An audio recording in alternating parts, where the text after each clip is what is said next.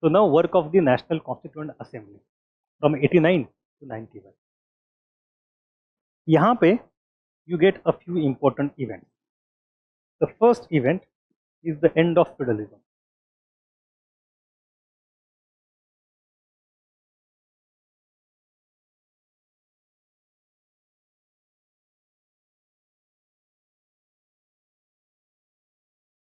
August 4th. The second event is Dr. Mac,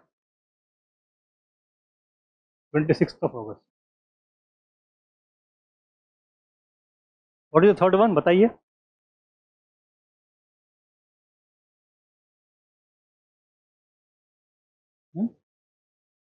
Yes. Judicial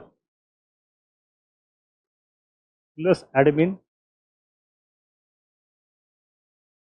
reorganization. Fourth event, economic restructuring.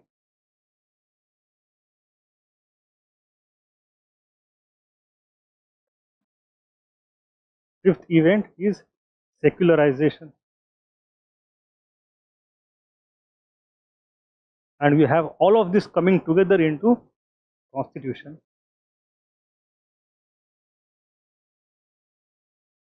So we have to look at all these 6 events. So this is the entire work of the Constituent Assembly. It happens in 1789 here.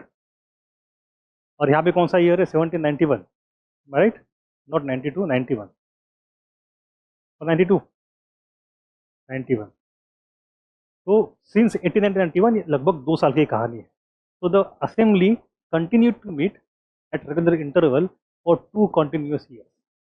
In those 2 continuous years, all these things were done one after another. But the story doesn't end there. Parallelly, in society, in politics, other things are going simultaneously. जो कहानी हम ज़्यादा नहीं पढ़ते, but उसमें 2 चीज़ें हमारे लिए जरूरी है. इसमें से एक चीज़ है मोनार्की का क्या हो रहा है साथ ही साथ.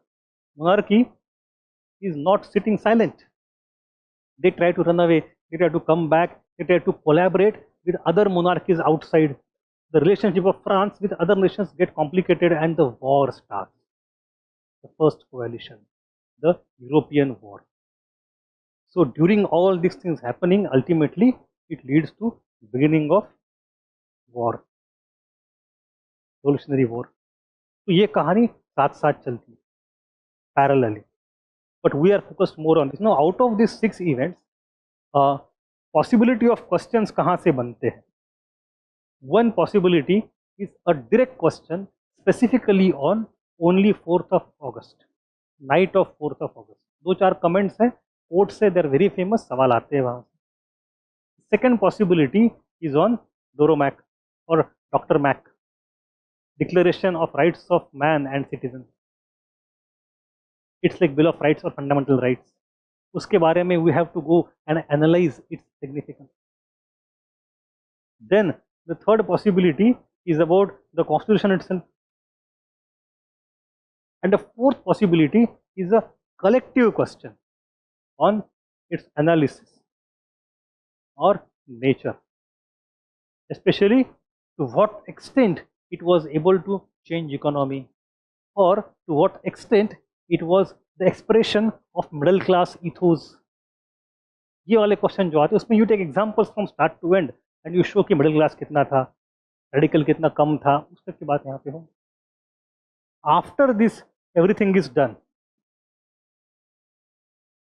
what you have is राजा जो था, the king would have made यहाँ पे constitutional monarch.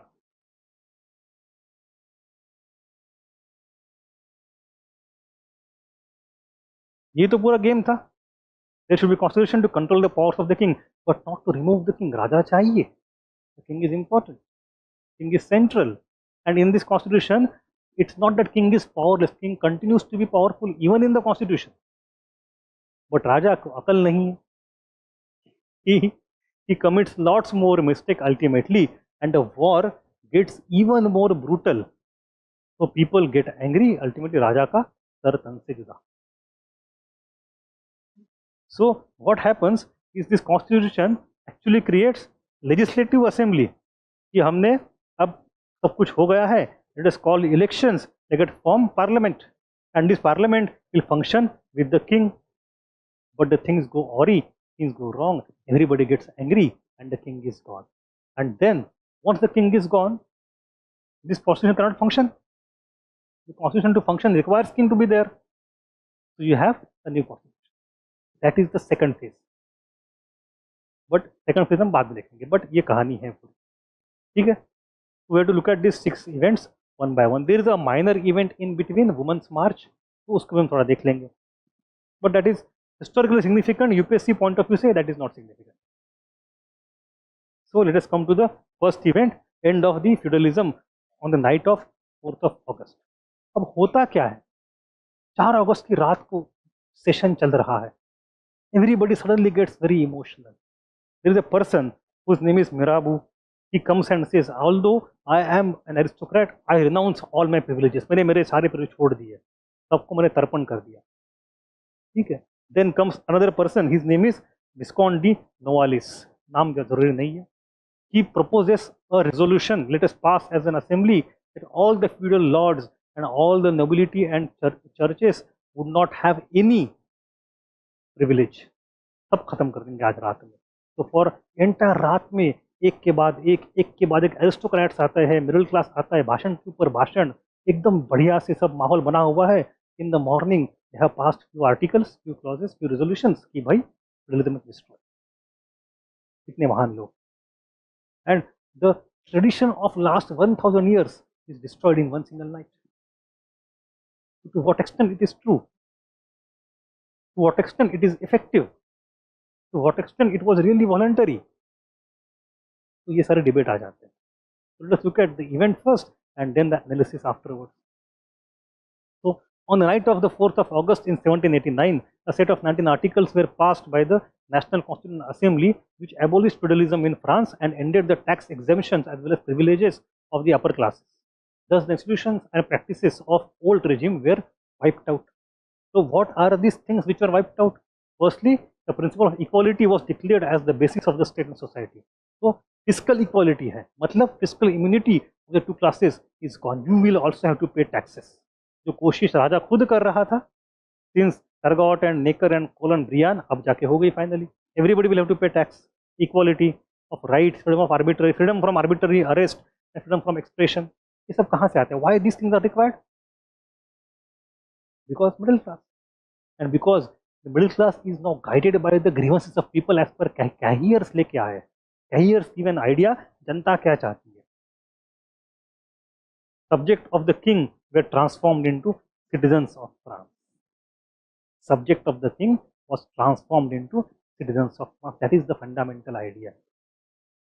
The seigneurial rights and manorialism was abolished. So hunting, gifts, corvée, matlab begar, the second estate, the tithe gathered by the first estate, all of these was completely abolished. So you don't have to pay extra taxes. The peasants who were oppressed, they hated all these taxes. Now all these taxes are gone. Matlab feudalism khatam kar diya. Guilds were destroyed. Guilds controlled the production. They had monopoly over it. So economic activity was thrown open to everybody. Everybody can take participation in economic activity. And the old system of judiciary founded in 13 regional parliaments was also abolished. The parliaments are also gone. State General is also gone. So feudal institutions are gone. Not only feudal taxes and feudal economic structure, also the feudal institutions are abolished. What is not abolished is monarchy. वो तो चलेगी.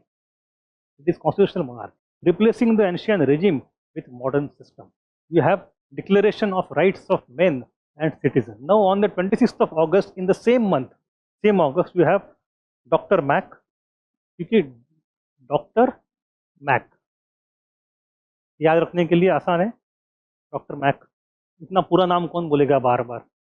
Declaration of rights of men and citizen. Doctor Mac या डोरो Mac, जो बोलना चाहे बोलो. So it was a death warrant of the old regime as per Lefebvre. So what was this? Nothing but the fundamental rights. It is nothing but Bill of Rights. As I said, in the case of American Revolution, the Constitution was drafted first, and only at the time of ratification, the Bill of Rights was afterwards agreed to, and then after its promulgation, it was made part of the Constitution as per Amendment 1 to Amendment 10. First 10 amendments are called as Bill of Rights. But यहाँ पे बात उल्टी है. यहाँ पे you don't even have Constitution, but before that you have Declaration of Rights. पहले अधिकार की बात करेंगे. हक पहले बताओ, हमारे हक क्या है. ठीक है. So it is therefore more radical in every sense. It consisted of 17 articles and served as the preamble to the French Constitution of 1791, which was about to come. It was drafted by Abbe Sieyes and Lafayette in consultation with Jefferson. Now, Lafayette himself was the champion of liberty. He was originally French but went to America to participate in the American War of Independence. Now, at this point of time, America was already free, and Lafayette had come back to France as American ambassador. So, and then he participated here, and he drafted this declaration with the active guidance of Jefferson. Jefferson कौन है? Jefferson is the one who drafted American Declaration. The same आदमी का input लेके ये बना हुआ declaration. Although the year here is 1789, so Bill of Rights is yet to be completely passed. तो America के बिल ऑफ राइट्स भी अभी बन रहे इसी समय की बात है, साथ साथ चल रहा है लगभग. ठीक है. Now it was a noble document on which the French revolution and the working of the constitution were to be based. It was clearly inspired by Enlightenment age principle. So when we discuss that question, what was the impact of Enlightenment on French Revolution, it is clearly seen in this document.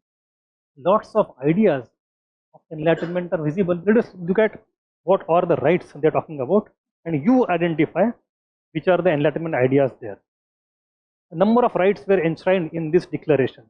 Right to life, liberty, property कहाँ से आता है? Locke.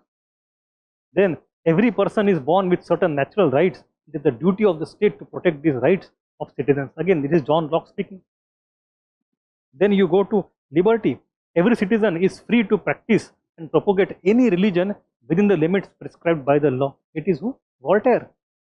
Voltaire talks a lot about right to religion. Freedom from arbitrary arrest. An individual must be safeguarded against arbitrary police or judicial action. No person shall be accused, arrested or imprisoned except in accordance with the law. Freedom of expression and press. This is all Montesquieu and Voltaire together every time. Right to own property. Now this is very interesting. Described as sacred, inalienable and inviolable. ये तीन terms use किए हैं in the declaration itself. Declaration is the handiwork of middle class. Enlightenment also is the middle class charter. Right to property किसको चाहिए? Middle class को चाहिए. जिसके पास already कुछ है नहीं, ना जमीन ना खाने के लिए, उसको क्या प्रॉपर्टी है वो बोलेगा सब डिस्ट्रीब्यूट कर दो. It is only middle class which is so much कि मैंने उसको होती प्रॉपर्टी कम है, इज नॉट वेरी रिच, तो थोड़ी है रहे बनी रहे मेरे पास, तो ही बिकम्स कंजर्वेटिव थोड़ा सा. एंड व्हेन यू से रेडिकल इट मीन्स सब तबाह कर दो. So equality before the law, right to acquire government ranks in accordance with their merits. So you have meritocracy. This again goes against the feudal idea. If you are born in certain family, only then you can go to certain office. Now अगर ताकत है ऊपर जाओ. कौन जाता है ऊपर? Napoleon Bonaparte. He is not a very high noble. He comes from an average background. He comes from noble family which was originally noble but no more powerful. But he could rise from the very bottom to very top. 4-5 साल के अंदर, 4-5 साल के, because he has merit and talent. So Napoleon was a child of revolution. How do we know that? Because the principle of meritocracy, by demolishing feudalism, demolishing estates, was accepted by the revolution. That is why he could rise in the hierarchy and become top. Napoleon was child of revolution in one sense. Separation of powers, again you have Montesquieu here. Law to be enacted by elected assembly. So you have popular sovereignty and general will. What do you have here? Rousseau speaking. Rousseau is the main spirit behind the declaration. Dr. Mack. sovereignty to reside in the nation. So all these last 4 points are generally points of Rousseau. Firstly, France used to have a very complicated structure of administration. Not all provinces were equal. Not all provinces had same structure of organization. अब ये आते हैं with scientific rational thought. Let us abolish entire state government and local government. The entire federal structure is destroyed. जो कुछ बना हुआ था, जैसे भी बना हुआ था, we have to recreate it from the start. So they go for replaced with a more centralized and rational system. They create 83 departments. Provinces are now called as departments. पूरे देश में 83 states होंगे. All of them would have same structure of government. System of intendants was abolished. Intendant मतलब जो governor था. Governor of the province was appointed by the king, and he used to act as agent of king more and less as a representative of common people. So अब वहाँ पे no more intendant, which was a hated system. Instead, what you have is elected assemblies at local level. So general council and executive council etc. were created at provincial level. So state government बना दिया आपने. Then below the state you have district, and within district you have cantons. So district, sub district, सब कुछ आपने बना दिया. So everything is rationalized. Municipal government was in the hands of communes. So municipality बन गई. They were called communes, and communes were elected by the people. So what you have is decentralization of power. Now you go for economy also. The problem that happened because of such kind of democratic decentralization is one fundamental problem that we see even in India today. कि पैसे कहाँ पे पंचायत के पास, काम कैसे करेंगे? So they have very less income. The states and the departments, the cantons, the communes did not have source of income. You have given them lots of function. People are electing other people. They have lots of hopes. But बिना पैसे कैसे करोगे? एक आती है एकदम भन्नाट idea, एकदम ऐसी आइडिया की खुराफाती आइडिया. एक करते हैं 1/3 ऑफ द फ्रांस की जमीन जो है it is with the Roman Catholic church. इसको नंगा कर देते हैं. जहां जहां जिस डिपार्टमेंट में जमीन है सारी जमीन, nationalization of entire church property to solve the problem of money for ever कर देते. So they actually did that. Entire church property was confiscated, and every department and commune got their own national property to solve the problem. So it nationalized the lands of the Roman Catholic Church in France to pay off all the issues, including public debt. War चल सकता है, अगर war चलेगा या कुछ दिक्कत होगी, पैसे कहाँ से आएंगे? Public debt देना है तो जमीन ले लो. Not only that, against this church property, they start publishing a paper currency called assignment. Or I don't know how to pronounce it, assignment. Let us call it assignment. So there is a person at that time, he is very wise. He said, don't do that. Assignment paper currency will destroy the economy. Again, people are not experienced. उत्साह में हम सब change करेंगे. कर दो change. So what happened is that this money was used, it was printed, it was distributed everywhere. Over the next 1 to 2 years, उसकी value इतनी गिर गई. Within 1 year, it 84% से गिर गई. And gradually so it became deflation. So anyway, the assembly preferred free trade and removal of control. Toll barriers हटा दिए थे, grain trade barriers हटा दिए थे. So because who wants to do all this trade? The people who want to do business, मतलब mercantile community, middle class again. But they did not foresee if you have complete free trade without state intervention in market, तो grain के दाम बढ़ सकते हैं. Lower class might find food unaffordable. जैसे आज के दिन में यहाँ होता है, टमाटो महंगा हो गया, प्याज महंगा हो गया, तो वहाँ ग्रेन महंगे हो गए, क्या करोगे? The state did not keep itself any authority to enter in market. Again it is a blindness of middle class towards lower class. Again example, you are going for complete free grain trade, दाम बढ़ेंगे तो समस्या तो गरीबों को होनी है, but you have not provided for any solution for that problem. Then you come to the secularization, church. There was an intense feeling of anti-clericalism. कि ये पादरी लोग जो है, they are creating problems. We don't want this clergy to be powerful. Intense anti-clericalism was the feeling amongst the revolutionaries, but some of them extended that anti-clericalism into anti-Christianity. That much was the anger some of them even were anti-Christians. अब हमें church को खत्म करना है, want to nationalize everything, so that went to such a level where they initiated a new thing called as civil constitution of the clergy. It is the most controversial thing, civil constitution of the clergy. It's very controversial, so much so that we'll keep referring to it even in Napoleon's era. Even some of the things we will see the resonance in the era of Bismarck, resonance in the era of Hitler also. Civil constitution of clergy. बात क्या है? बात simple ये है that it separated the church of France from the Pope. रोम में बैठ के pope हमें नहीं बताएगा हमारे चर्च में क्या होगा. If the church is within the boundary of French as a nation, its decisions will be taken by French people and not by the outside person. That was the whole idea. What it did is to democratize the religion and disown the connection with the Pope.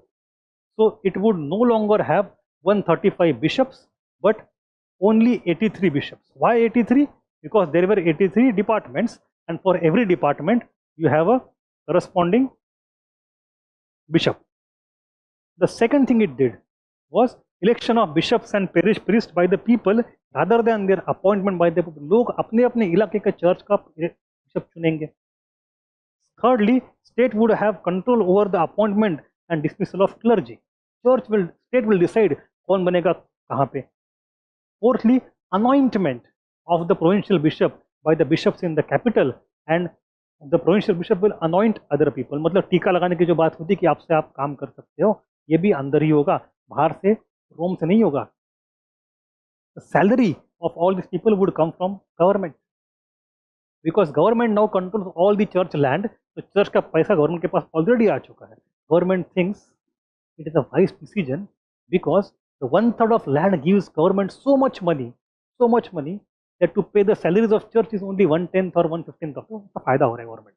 Salary हम देंगे, आपकी जमीन sir हमें दे दो, salary हम दे देंगे. And then clergy, the most controversial. Clergy was supposed to take the oath of loyalty of the constitution. Half of the clergy said no, नहीं लेंगे. And they gradually went towards counter revolution. Half of them took the oath. Clergy के बीच में एकदम दीवार खड़ी हो गई. Right in the middle, vertical crisis within the church. Some people who took the oath are pro-government. The clergy which did not take the oath are anti-national.